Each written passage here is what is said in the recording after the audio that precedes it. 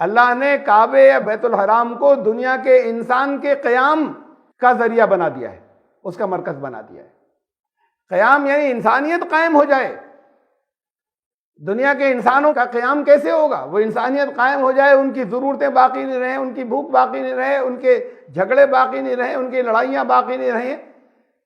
इसको मरकज इसलिए बनाया है कि यहाँ से ये फैसले हों और यहाँ से वो चीज़ें तय हों कि जिससे दुनिया के अंदर जो है वो उथल पुथल ख़त्म हो जाए। अगर किसी जगह है तो उसके मशवरे वहाँ पर बैठकर होने चाहिए, वहाँ पर के दुनिया के इंसानों को। ये भी मुसलमानों ने कहा, ना मुसलमानों का ना मोमिनीन का, मैनकाइंड के क़याम का जरिया बनाया है। तो वहाँ पर जितने वो लोग जाते हैं, पहली बात तो ये जो हज करने के लिए जाते हैं, वो दुनिया के इंसानों के क़याम के लिए क्या करते हैं? आपकी नमाजें जो वहाँ पर वो जिस तरह की पढ़ते रहते हैं, वो जो तस्बीहें हैं, ये तो दुनिया के इंसानों के क़याम की बात तो जाने छोड़, दुनिया के मुसलमानों के क़याम का भी जरिया नहीं बनता। करीब में ही अफ्रीका है, वहाँ तमाम भूख से लोग मर रहे हैं, दहाइयों से मर रहे हैं, डेकेड्स से।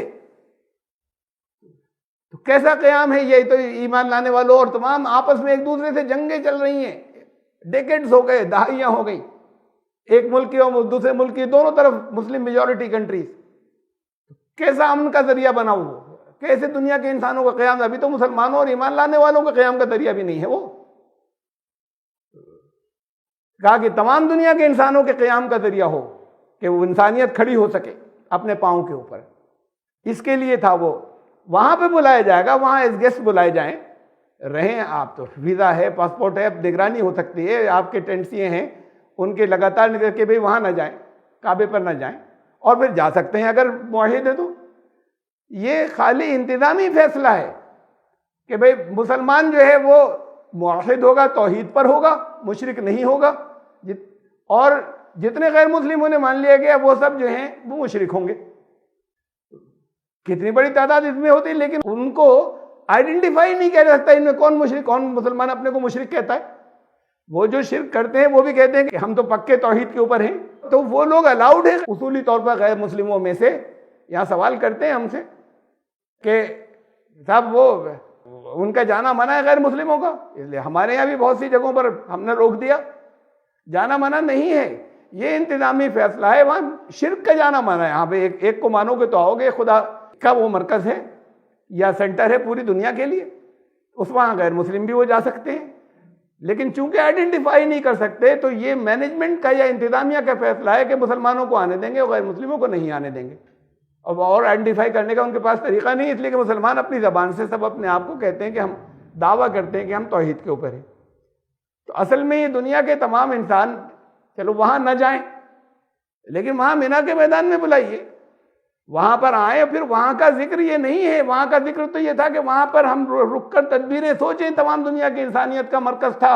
ये पहली अक़वाम मुत्तहिदा थी तारीख़ के अंदर जो वो मरकज़ जहाँ पर इकट्ठी हों, सारी कौमें इकट्ठी हों, सब तरफ से लोग आएँ और दुनिया के अमन के वहाँ से फैसले हों।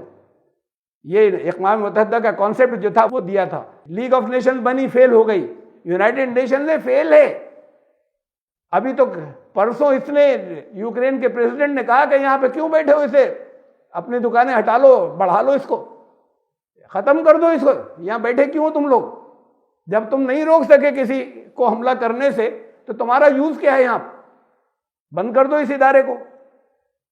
अब ये तो उसने कह दिया, चूंकि बहुत उसके ऊपर हमला हुआ, उसकी दूर दूर से हिमायत भी करते रहे, दूर दूर से कुछ मदद भी की, लेकिन हमलावर को रोका नहीं जा सका। बाकी दुनिया, यूनाइटेड नेशन नहीं रोक सकी। तो जब नहीं रोक सकी तो ये उसने कहा, लेकिन दुनिया का हर मुल्क ये कह सकता है जिसके ऊपर हमले हुए हैं और जिनके साथ में जहाँ पर बदअमनी है, या जहाँ पर दुनिया का हर वो मुल्क जहाँ पर बड़ी तादाद में इंसानों पर कहीं जुल्म हो रहे हैं, तो वो तमाम लोग ये कह सकते हैं किस काम की यूनाइटेड नेशन। तो असलन तो ये भी फेल है, ये कुछ ताकतों का खिलौना है। वो उसे जैसे चाहें वो अपने बोल्ड करते रहें और घुमाते रहें। सबसे पहले ये बनी थी लीग ऑफ नेशंस के नाम से, फिर वो डिसॉल्व करके फिर यूनाइटेड नेशंस बनाई गई। वो उसके सेकंड वर्ल्ड वार के बाद पहले लीग ऑफ नेशंस बनी थी, फर्स्ट वर्ल्ड वार के बाद। फिर अब ये उसे ख़त्म कर दिया गया कि काम सही नहीं कर रही, तो अब ये नाम बदलने से ऐसा नहीं होता कि किसी चीज़ का वहाँ पर अमन कायम हो जाए। वो रेड लाइन बसें हैं दिल्ली में चल रही, इनसे बड़े एक्सीडेंट हो रहे हैं, बड़े लोग मर रहे हैं, जिसका ब्लू लाइन नाम रख दो, सबको जो है वो नीला पेंट कर दो। अरे भाई तुम उनका जहन बनाओगे, उनको ट्रेन करोगे ड्राइवर्स को, उसके रूल्स के ऊपर स्ट्रिक्ट हो गए तो उससे रुकेगा, या उसको किसी रंग से पेंट कर देने से होगा कि भाई इसका ट्रांसपोर्ट कॉर्पोरेशन का नाम बदल दो? नाम बदल देने से ही होगा कि वो उसकी कोई कैरेक्टरिस्टिक बदल जाएगी? अल्लाह ने दुनिया के तमाम इंसानों के क़याम का उसको काबे या बैतुल हराम को बरकत बनाया है। इसका क़याम इसलिए था, और ये एक महीना भी जो है वो हुर्मत वाला होगा। वह शहरुल हराम, वैसे तो 4 हैं, 4 महीने कहा कुरान ने कि सूरह तौबा के अंदर कि 4 महीने जो हैं वो हुर्मत वाले हैं। 4 हुर्मत वाले महीने का मतलब क्या हुआ? ये जेनेवा कन्वेंशन है कि सीज फायर हो गई, जंग नहीं होगी, बंद। दुनिया के अंदर जगह जगह डिमांड आ रही है। ये एक तंजीम जिनसे वर्क के काफ़ी राब्ते हैं, तो जिनके साथ में हमारा एक MOU भी साइन हुआ है, HWPL, उनकी मेन डिमांड यही है कि यूनाइटेड नेशंस वो लीगलाइज कर दे इस बात को, यानी इसको कानूनी शक्ल दे कि अब कोई जंग नहीं होगी, बाय फोर्स रुकवाई जाए, किसी जगह जंग हो, जो कुछ भी होगा मुल्कों के दरमियान जंग बंद हो जाए, इसको लीगल शक्ल दी जाए। ये उनकी मेन डिमांड है यूनाइटेड नेशंस से।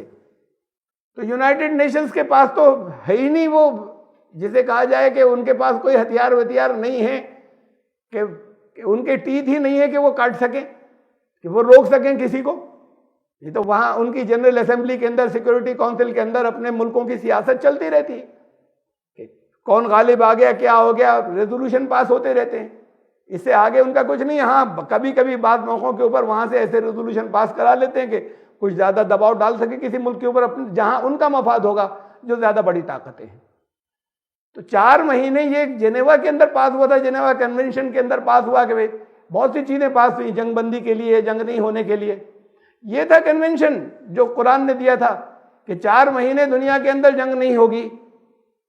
अब अगर जंग चल रही है मुल्कों में, 4 महीने के लिए रोक दी गई, तो पीस के बड़े मौके हाथ आ जाएंगे। उस दरमियान रोक दी गई, सीज फायर हो गई। सीज फायर, जंग चल रही हो, कभी कभी ऐसा होता है 1 हफ्ते की सीज फायर हो गई। ये जो 1 हफ्ते की सीज फायर होती है, इसमें काफ़ी मौका होता है इसका कि आपस में बातचीत हो जाए, कुछ डिफ्यूज हो जाए। तो ये 4 महीने रखे थे कुरान ने कि इस 4 महीने में तो हरगिज़ नहीं होगी, दुनिया में किसी जगह जंग नहीं होगी। ये अलग बात है कि जो खिलाफ वर्दी करें, तो फिर वो ऐसे तो गुनाहगार होंगे, लेकिन बात तो ये है कि तुम सरबुलंद होते, अगर तुम ईमान वाले होते तो तुम रोक सकते। अब ईमान वाले नहीं बचे, सरबुलंदी भी नहीं बची कि उसे रोक सके और इस कन्वेंशन को जो यहाँ पे दिया गया था इसको नाफिज कर सके।